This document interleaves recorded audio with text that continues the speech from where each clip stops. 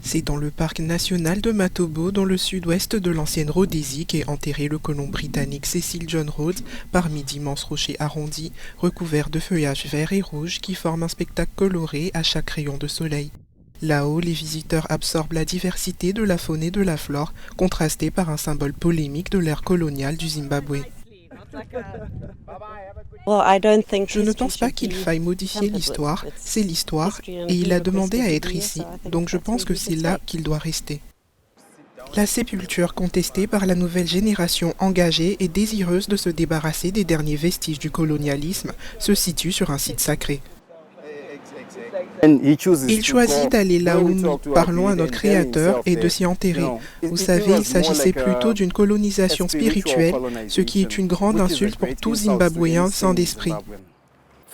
Matobo est un paysage tellement magnifique, il n'a pas besoin de cette tombe coloniale.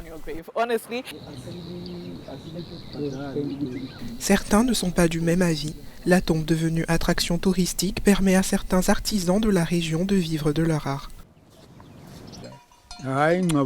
Pour nous, la tombe de Rhodes est très importante car elle attire les visiteurs qui voient nos objets d'art et d'artisanat, qu'ils achètent chez nous et qui nous donnent de l'argent pour envoyer nos enfants à l'école et pour nous procurer de la nourriture et des vêtements.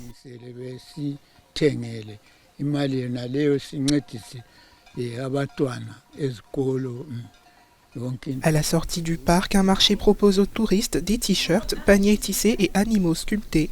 Un peu plus loin, un village de quelques maisons. Selon un habitant de la région, il n'est pas nécessaire de relocaliser la tombe, qui serait également un lieu sacré pour les visiteurs. Cette tombe n'est pas un problème pour nous. Nous avons d'autres lieux sacrés dans les environs qui nous permettent d'échanger avec nos ancêtres. Et au fond, ces visiteurs qui viennent de loin viennent aussi parler à leurs ancêtres. En 2015, le groupe Rhodes Most Fall a lancé une campagne visant à déboulonner toutes les statues du colon dans le pays.